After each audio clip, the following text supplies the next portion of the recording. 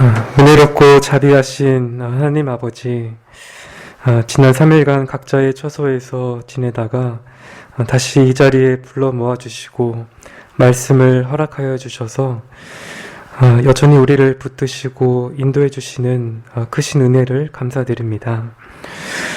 날마다 시시때때로 하나님의 사랑과 돌보심을 입고 살아가는 우리이지만 이러한 은혜를 베푸신 이유를 잊어버리고 또 감사와 기쁨 없이 또 믿음 없이 살아왔음을 고백하지 않을 수 없습니다. 또한 하나님의 은혜를 헛되게 만드는 우리의 여러 은밀한 죄의 습관과 생각들까지도 이 시간 고백하오니 우리의 죄악을 용서하여 주옵시고 정결케 하셔서 새로운 마음과 의지로 우리에게 주신 남은 날들을 살아갈 수 있도록 허락하여 주시기를 구합니다. 세상은 갈수록 악해지고 요란하지만 우리에게는 참된 진리가 있고 또 참된 자유가 있음을 믿으며 이 시간 하나님의 말씀 앞에 나와왔습니다. 성령 하나님께서 우리의 마음을 밝혀주시고 또 겸손케 하셔서 말씀 가운데 하나님을 대면하고자 하는 진지한 소원을 허락하여 주옵시고 또 들은 말씀을 믿고 순종하는 일에 지치지 않도록 우리를 붙들어 주옵소서. 하나님의 진리만이 우리 마음에 새겨지고 또 하나님께서만 영광 받으시기를 원하옵나이다. 지금도 살아 역사하시는 예수 그리스도의 이름으로 기도드립니다. 아멘.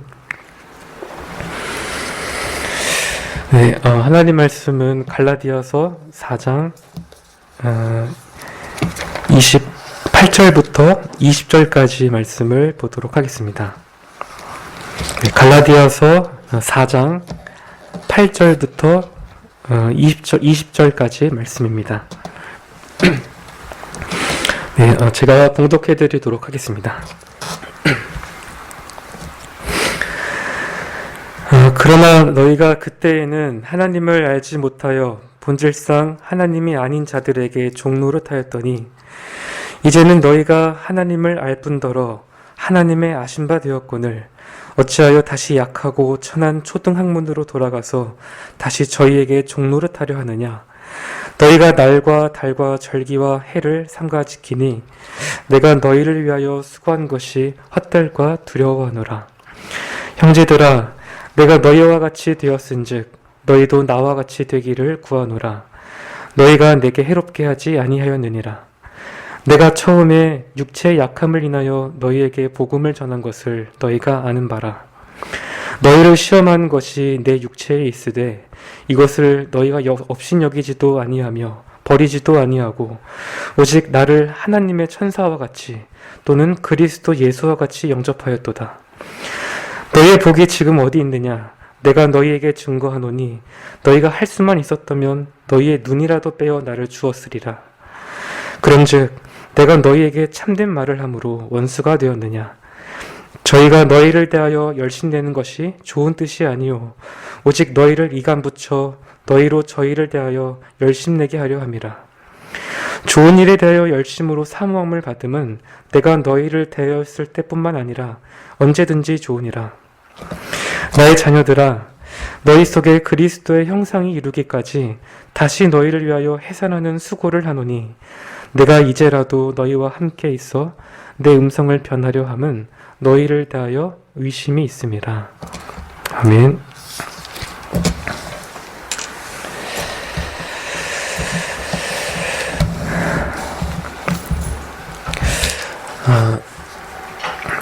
지금 우리는 이 갈라디아 교회를 어지럽히는 이 유대주의자들에 대항하여서 복음을 변호하고 있는 바울의 논쟁 안에 들어와 있습니다.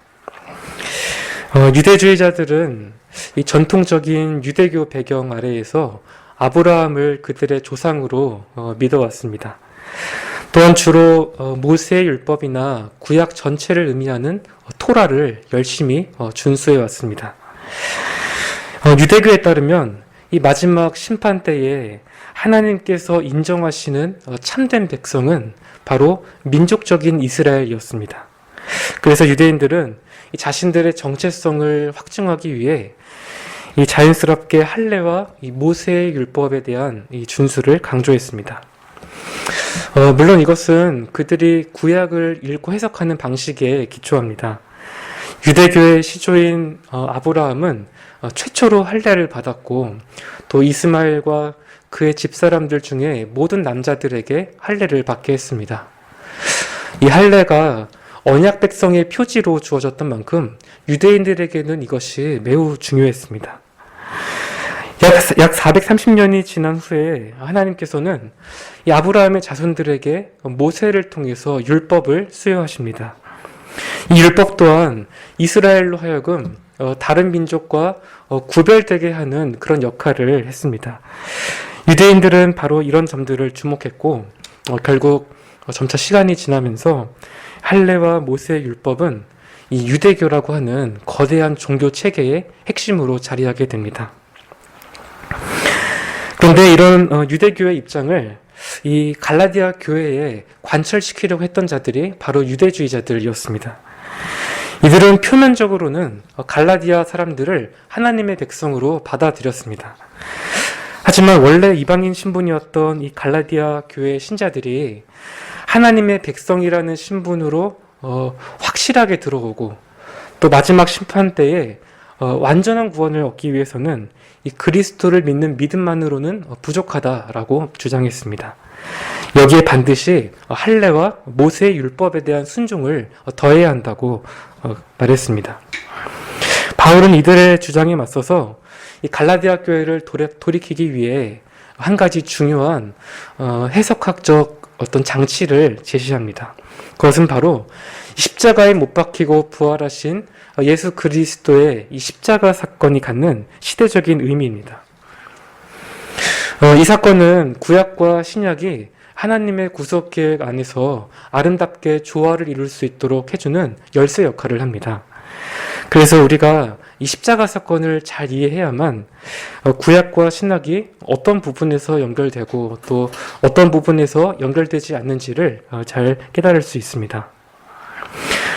먼저 바울이 발견한 이 연속성은 이 갈라디아서에서 중요한 쟁점인 이 질문에 바르게 답할 수 있도록 도움을 줍니다. 과연 누가 진정한 아브라함의 후손이자 하나님의 자녀인가? 하나님의 참된 백성에 속하는가? 십자가 사건으로 인해서 이제 하나님의 백성의 참된 표지는 믿음과 성령의 내주하심으로 나타났습니다. 그래서 바울은 2장 16절에서 하나님과의 바른 관계가 율법의 행위가 아닌 이 믿음으로 말미암는다고 반복해서 강조합니다. 또 3장에 넘어와서는 아브라함이 할례를 받기 전에 이미 믿음으로 의롭다함을 받았다는 사실을 언급합니다. 이와 마찬가지로 갈라디아 사람들도 십자가의 복음을 듣고 믿어서 하나님의 자녀의 신분을 얻었습니다. 그리고 그 증거로 성령을 받게 되었고 아브라함의 복을 누리는 하나님의 상속자가 되었습니다. 한편 바울은 십자가 사건이 가져온 이 불연속성에도 주목하며 유대주의자들의 주장을 반박합니다. 이들은 갈라디아 사람들에게 할례를 내세우면서 사실상 모세율법의 전체를 다 지키도록 요구했습니다. 그러나 바울은 이 모세율법이 이 구속사의 흐름 안에서 특정한 목적을 위해 한시적으로 주어졌고 아브라함과 맺은 그 처음 언약에 종속된다고 말합니다. 본질적으로 율법은 생명을 주기 위해 주어지지 않았습니다. 오히려 율법은 이 어린아이와도 같았던 이스라엘을 지도하고 또 죄의 본질을 드러내며 그들을 죄 아래 모두 다 가두어서 장차 오실 예수 그리스도를 갈망하도록 하는 그런 초등교사의 역할을 했습니다. 그리고 때가 찼을 때에 이 그림자의 실체이신 그리스도께서 오심으로 율법의 역할은 끝이 났습니다. 하나님께서는 율법 아래 있는 자들을 속량하시기 위해 율법 아래 자기 아들을 나게 하셨고 그리스도께서는 율법의 저주를 십자가에서 대신 받으셨습니다. 따라서 우리 신자들은 더 이상 율법의 권세에 매여 있지 않습니다. 누구든지 십자가를 달린 그리스도를 믿는 자마다 그분과 연합되어서 하나님의 자녀가 되고 그분의 상속자가 됩니다. 물론 바울이 이런 논지를 펼쳤다고 해서 구약의 율법 자체를 아예 쓸모없는 것으로 본다던가 아니면 신자의 삶에서 행함이 별로 중요하지 않다고 말한다는 식으로 우리가 오해할 필요는 없습니다. 갈라디아서 6장에서 바울은 모든 신자가 주님의 뜻에 순종하며 살아가야 하고 이러한 순종이 없으면 영생을 얻을 수 없다고 분명하게 말합니다. 물론 여기서 주님의 뜻이란 그리스도의 법이자 성령의 법을 의미합니다. 그리고 이 법은 구약의 율법과 결코 무관하지 않습니다. 주님께서는 율법을 폐하러 온 것이 아니라 성취하러 왔다고 말씀하셨고 온 율법과 선지자의 강령의 본질이 하나님 사랑과 이웃 사랑에 달려 있다고 말씀하셨습니다. 이처럼 구약의 율법은 신자들에게 더 이상 직접적인 권위를 갖지는 않지만 신약의 가르침 안에서 도덕적인 삶의 영향을 가져옵니다. 갈라디아서에서 흐르고 있는 이 전반적인 논쟁의 핵심을 더 명확하게 이해하는 데 도움을 드리기 위해서 한 가지 내용만 조금 더 말씀드리겠습니다. 앞에서 살펴본 것처럼 이 바울은 거짓 교사들에 대응하면서 이 구속사의 흐름 안에 있는 이 시대들을 서로 대조했습니다. 그런데 바울이 이 유대인의 율법인 토라를 지키는 일을 그토록 반대했던 또 다른 강력한 이유가 있습니다. 유대인들은 믿음 외에 토라를 충실히 준수해야만 하나님과 바른 관계를 맺을 수 있다고 주장했습니다. 그래서 바울은 앞서 인용했던 2장 16절에서 율법 행위로는 결코 의롭다함을 얻을 육체가 없다고 말합니다. 그런데 여기서 율법의 행위라는 표현과 관련하여 이런 질문을 해볼 수 있습니다. 지금 바울은 거짓 교사들이 토라의 준수를 주장한다는 이유만으로 비난하는 것인가? 아니면 인간의 행위 자체에 구원을 두자고 주장하고 있기 때문에 비난하는 것인가? 바울이 그저 토라를 지키는 차원을 넘어서 일반적인 행위까지도 반대하고 있다는 점을 알 수 있는 단서들이 있습니다. 갈라디아서 3장 10절에서 바울이 신명기 9절을 인용하는데 율법의 행위를 의지하는 자들은 율법책에 기록된 대로 온갖 일을 항상 행하지 않는 자에게 내리는 저주 아래 놓이게 됩니다. 이 말씀은 아무도 율법에 기록된 모든 것을 지켜 행할 수 없다는 사실을 전제해야만 해석이 가능합니다. 즉 율법에 기록된 모든 것을 행하는 사람은 저주를 피할 수 있겠지만 사실상 그럴 수 있는 사람이 아무도 없기 때문에 누구도 저주를 피할 수 없습니다. 이런 진술은 분명 바울이 율법을 도저히 행할 수 없는 타락한 죄인의 무능력함을 염두에 둔 것이라고 볼 수 있습니다. 설령 이방인인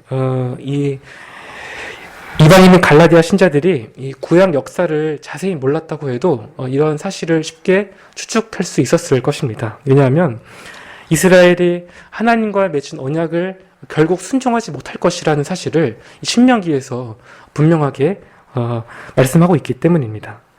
실제로 이 말씀은 이스라엘이 보여주었던 그 불순종의 역사 안에서 확증되었습니다. 바울의 구원에 있어 일반적인 행위까지도 반대하고 있다는 이 또 다른 단서는 바로 은혜라는 이 단어입니다. 바울은 갈라디아서 여러 곳에서 이 말을 사용하는데 우리가 특별히 주목해야 할 두 개의 구절이 있습니다. 2장 21절에서 바울은 내가 하나님의 은혜를 패하지 아니하노니 만일 의롭게 되는 것이 율법으로 말미암으면 그리스도께서 헛되이 죽으셨느니라 하고 말합니다.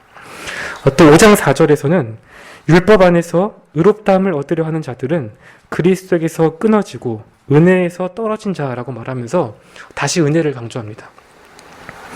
사실 이 은혜라는 이 단어가 갈라디아서 전체의 어떤 주제를 잘 요약해 준다고 말할 수도 있을 것입니다.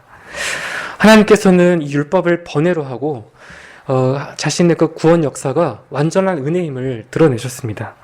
이 은혜에 사람이 보일 수 있는 반응은 어떤 행위가 아니라 오직 믿음입니다. 따라서 이제까지 추가로 말씀드린 내용을 정리하면 이렇습니다. 갈라디아서에서 바울이 유대주의자들에 대응하여 펼치는 그 논지의 기저에는 모든 인간의 행위가 구원에 있어서 언제나 적절하지 못하다라고 하는 신학적인 명제가 깔려 있습니다. 죄성을 가진 인간은 하나님께서 요구하실 만한 순종을 드릴 능력이 전혀 없습니다.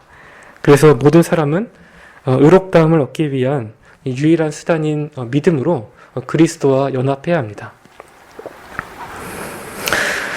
저 서론이 좀 길었는데 바울이 심혈을 기울여서 펼치는 이 논증이 5장 전반부까지 이어집니다. 그래서 이 전체 논지를 좀 쉽게 이해할 수 있도록 하기 위해서 구태여 말씀을 드렸습니다.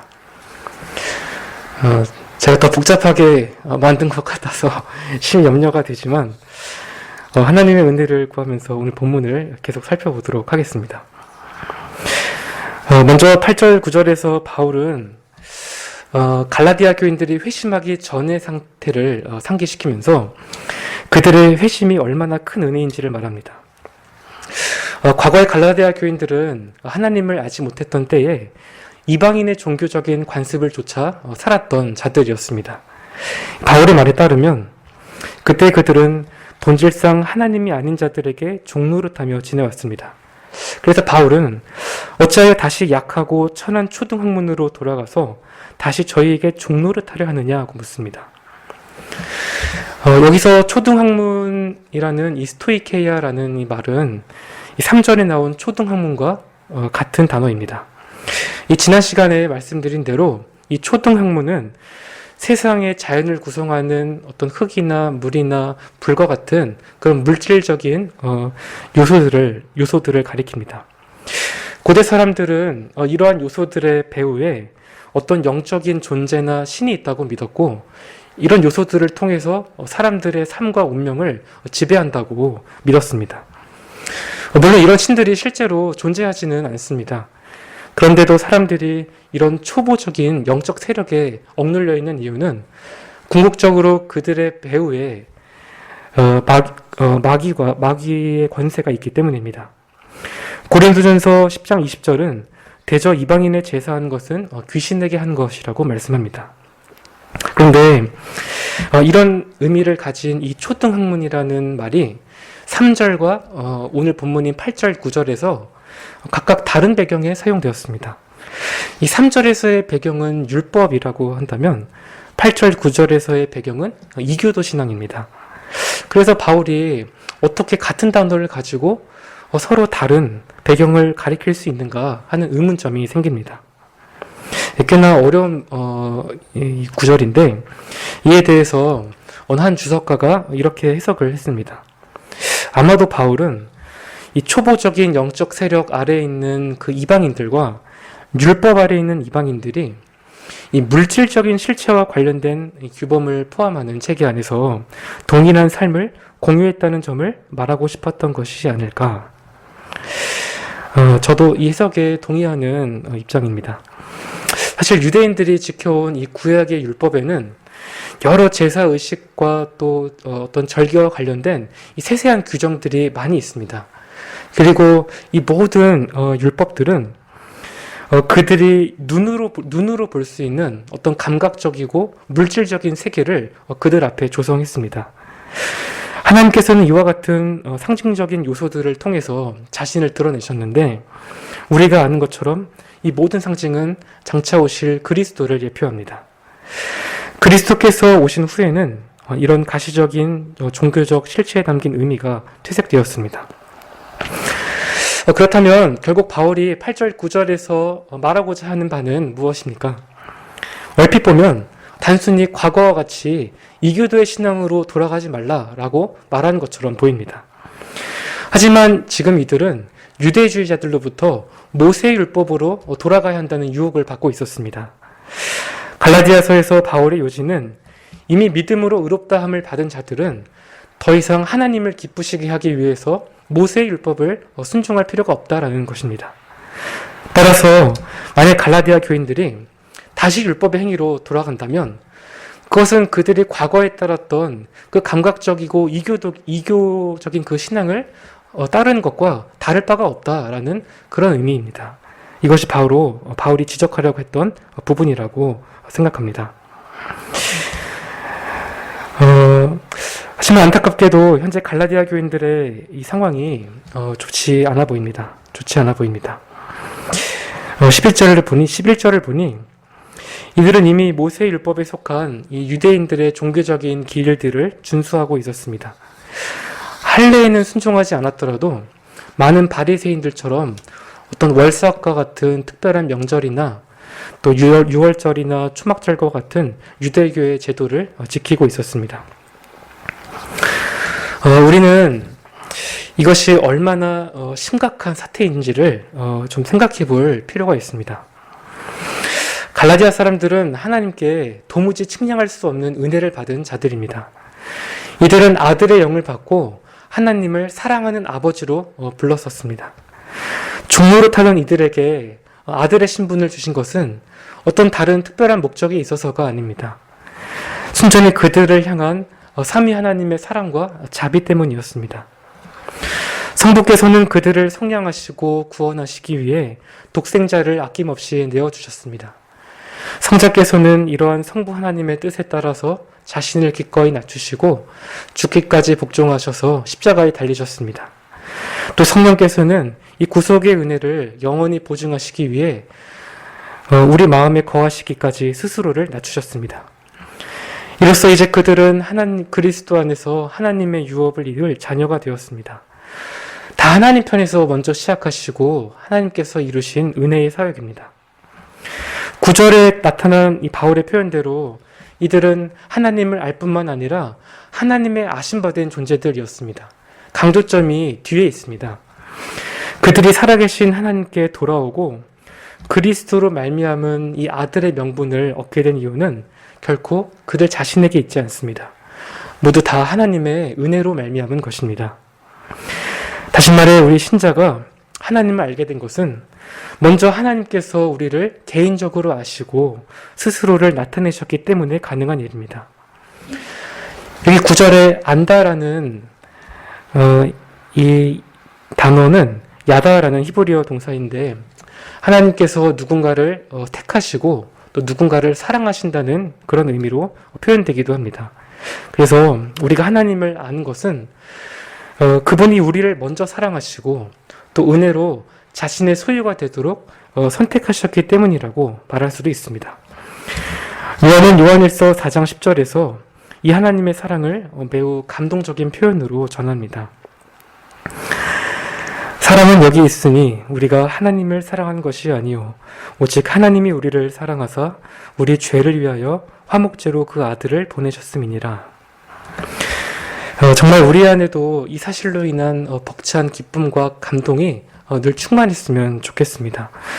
우리가 갈라디아 교인들처럼 이 놀라운 특권과 사랑을 버리지 않고 살기 위해서는 날마다 이 은혜를 묵상해야 합니다. 말씀과 기도하는 가운데에 우리가 과거에 어떤 존재였었고 또 지금은 어떤 존재인지를 잊지 말아야 합니다. 무엇보다 하나님께서 우리를 알고 계신다라고 하는 이 한 가지 진리를 우리 마음에 큰 위로로 삼아야 하겠습니다.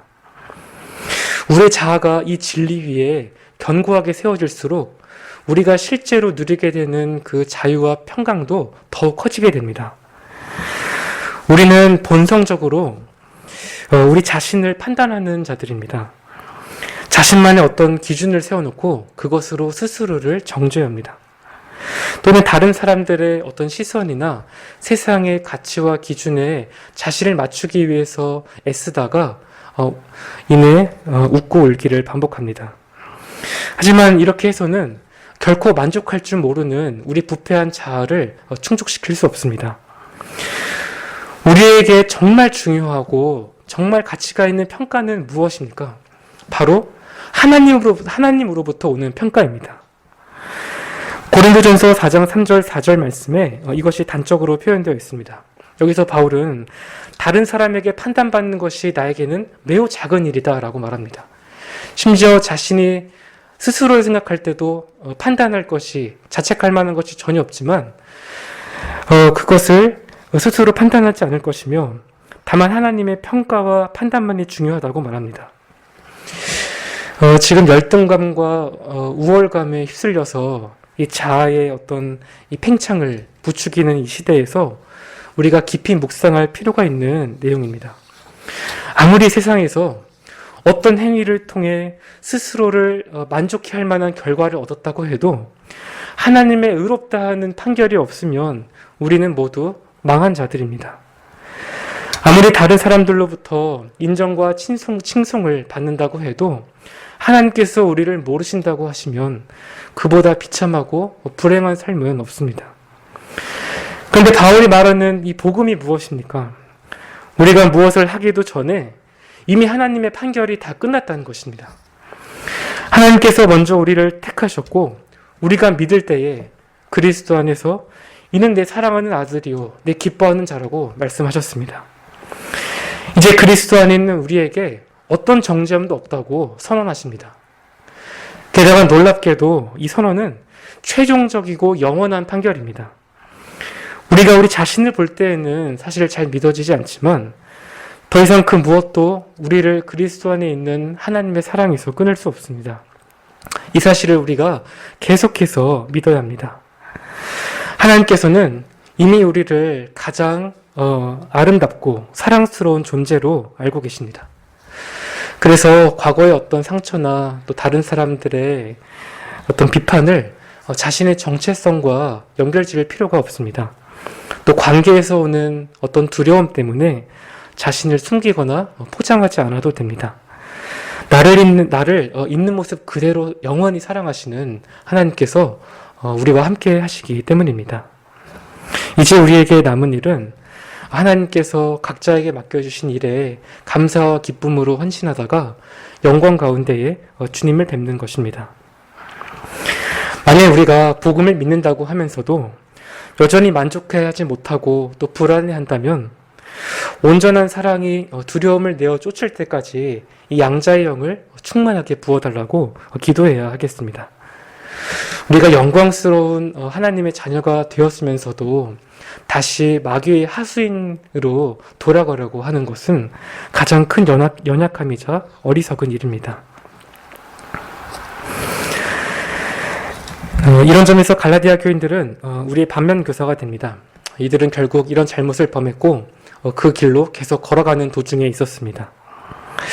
지금 갈라디아 교회를 보는 이 바울의 심정은 그야말로 매우 참담하고 복잡한 심정이었습니다. 11절에서 바울은 그들이 거듭났다고 생각했지만 이제는 자신이 헛된 수고를 한 것은 아닌지 두렵다고 고백합니다. 그리고 12절 이하부터 20절까지 그들을 향해 호소하기 시작합니다. 자신이 갈라디아 교인들과 처음 겪었던 일들을 회상하면서 이것을 근거로 그들이 처음에 들었던 그 복음에 다시 헌신할 것을 간청합니다.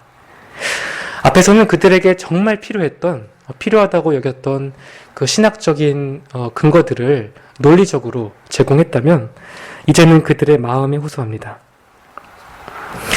먼저 12절부터 16절에서 바울은 자신이 갈라디아 사람들을 방문했을 때에 그들이 처음에 보여주었던 태도와 지금의 태도를 대조합니다. 여기서 우리는 하나님의 말씀을 전하는 자들에 대한 우리 성도들의 태도가 어떠해야 하는지, 또 혹은 하나님의 말씀을 받는 성도들의 자세가 어떠해야 하는지에 대해서 교훈을 받을 수 있습니다. 12절을 보시면 바울은 갈라디아 교인들을 형제들이라고 부르면서 자신의 사랑과 온정을 표현합니다.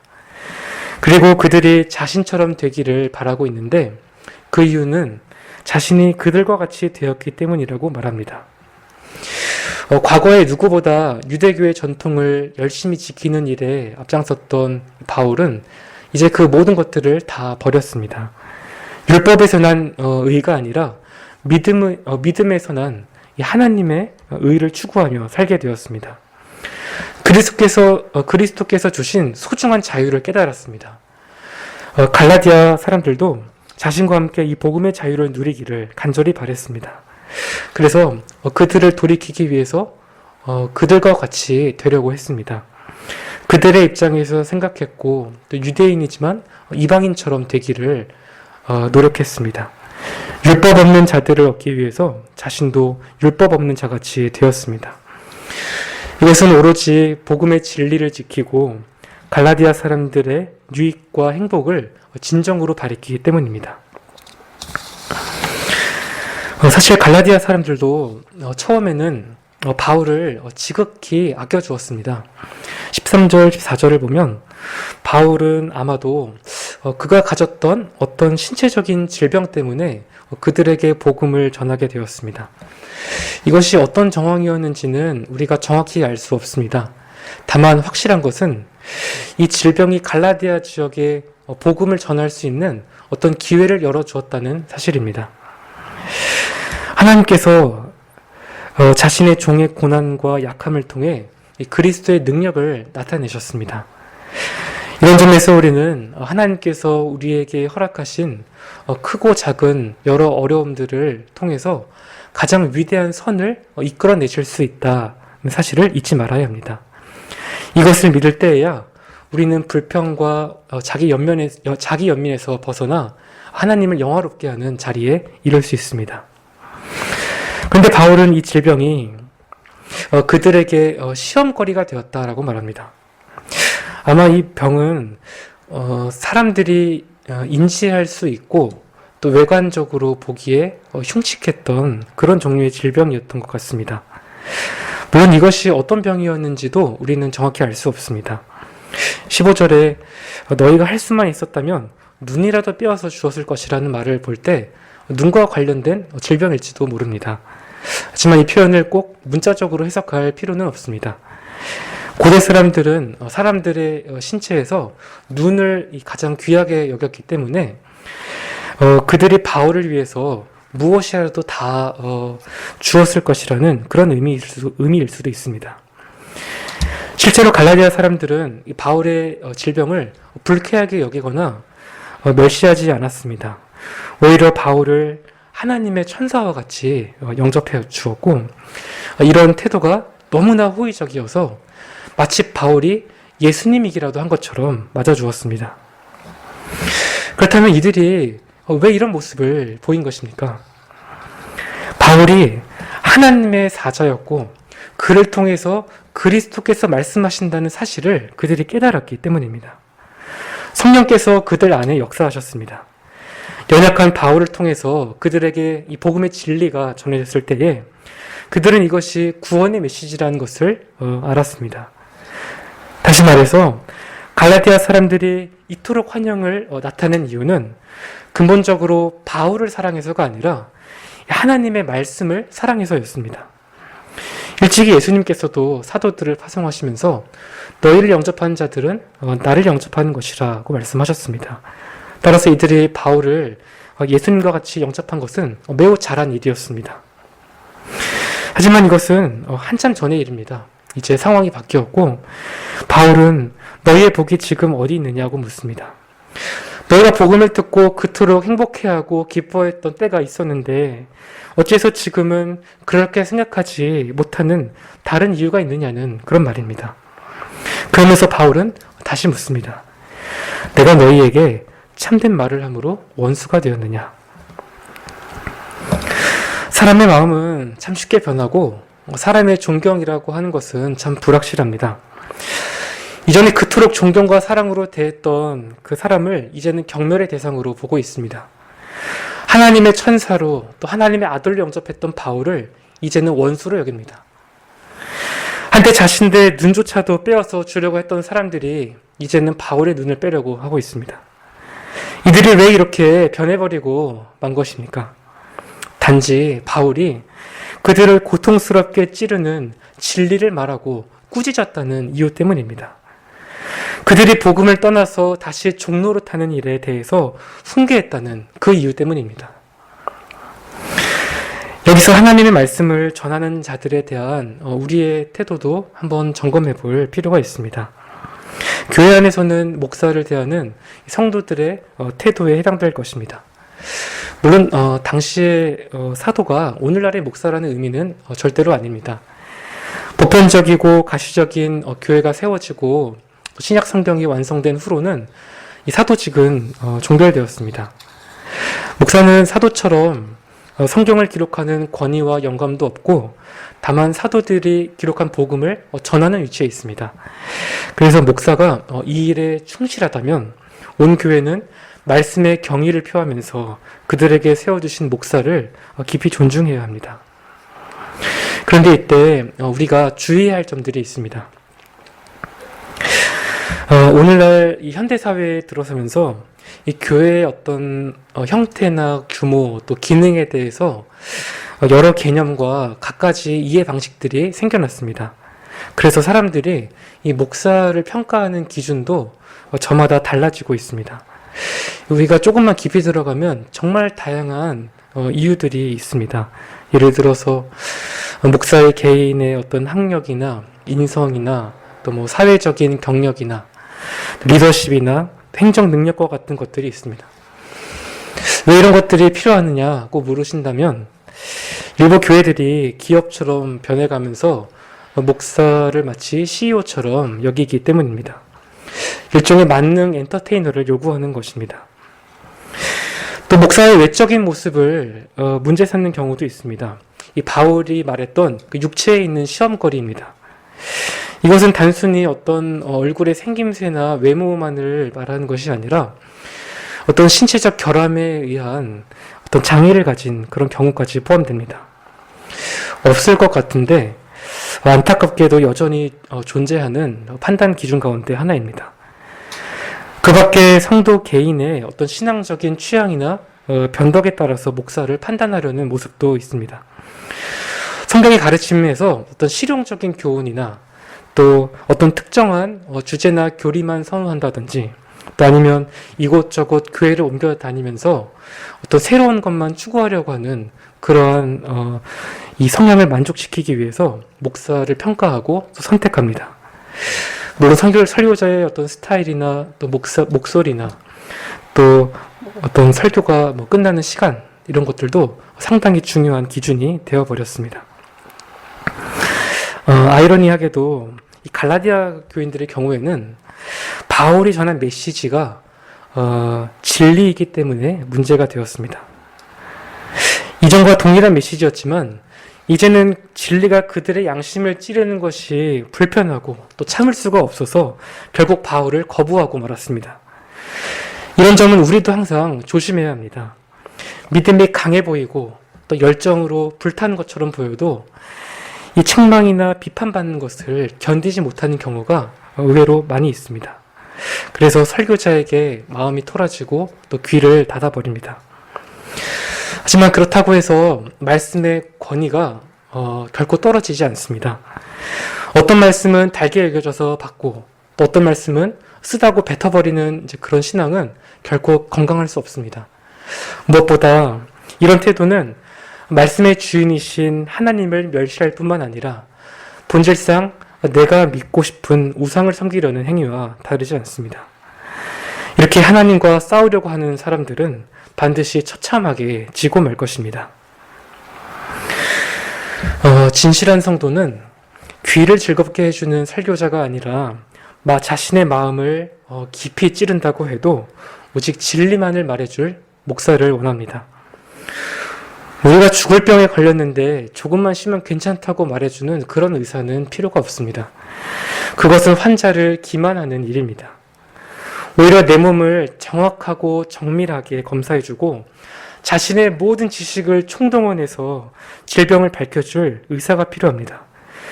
그리고 최선의 노력을 다해서 나를 치료해줄 그런 의사가 필요한 것입니다.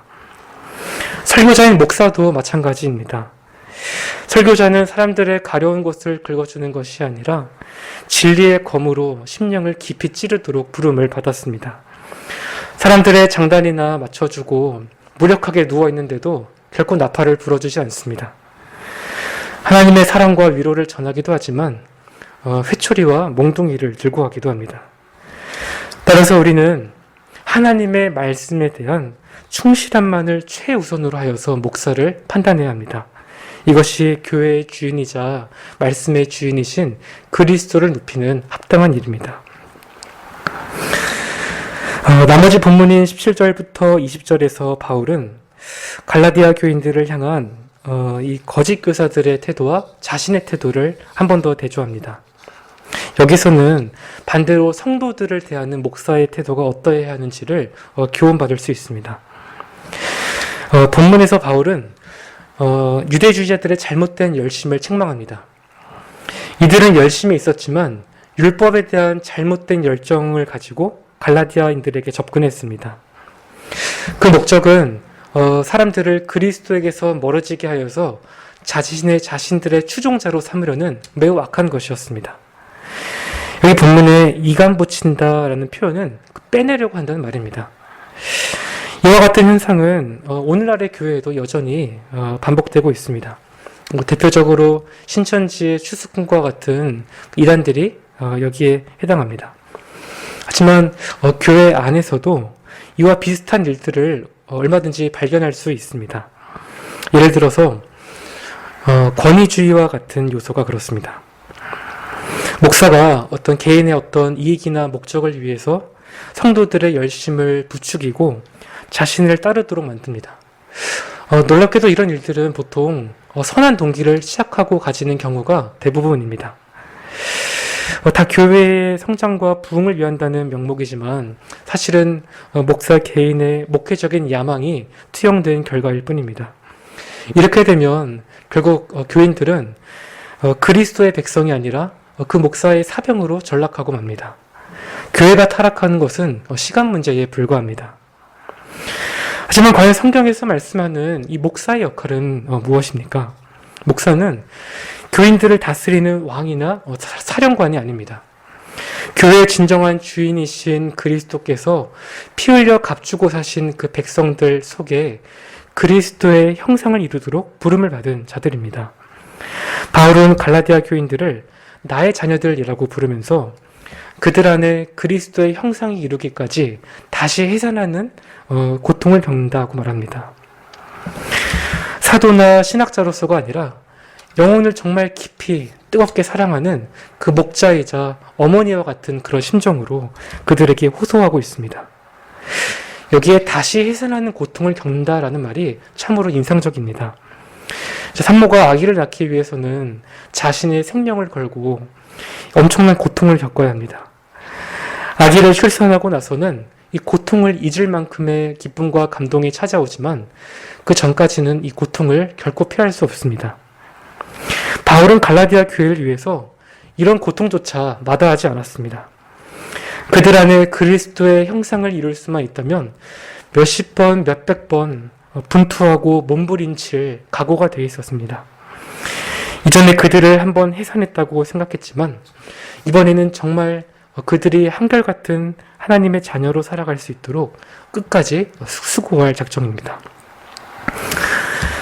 끝으로 바울은 할 수만 있다면 그들과 함께 있기를 바라는 소망을 나타냅니다.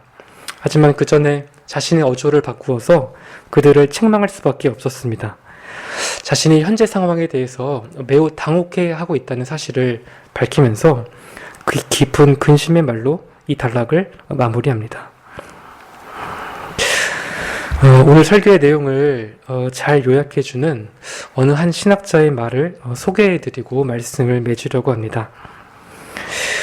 목회자가 성도를 사랑하고 성도들이 진리 때문에 자신들의 목회자를 사랑할 때 기독교 공동체는 행복하다.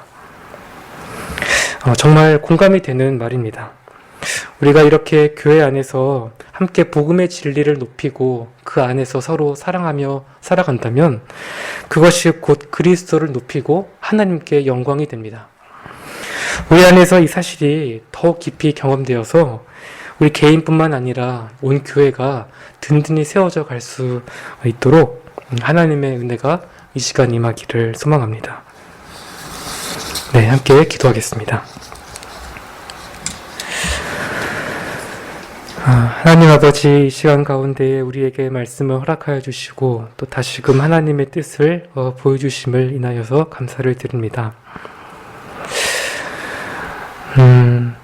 하나님께서 우리를 교회로 부르시고 또 우리가 이 복음의 진리 안에서 참으로 하나님을 누릴 수 있도록 그 모든 것들을 다 거저 주셨는데 우리가 이 복음에 관한 진리들을 하나씩 잘 배워가고 또 그것을 마음으로 믿고 순종함으로써 하나님께서 우리에게 예비하신 그 모든 복을 우리가 남은 때에 더 많이 또 더 풍성하게 누리며 살아가는 복된 우리가 될 수 있도록 주님께서 은혜 베풀어 주옵소서. 살아계신 우리 구주 예수 그리스도의 이름으로 기도드립니다. 아멘.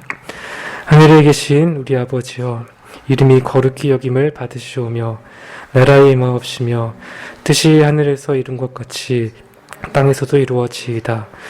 오늘날 우리에게 일용할 양식을 주옵시고 우리가 우리에게 죄 지은 자를 사하여 준 것 같이 우리의 죄를 사하여 주옵시고 우리를 시험에 들게 하지 마옵시고 다만 악에서 구하옵소서. 대개 나라와 권세와 영광이 아버지께 영원히 있사옵나이다. 아멘.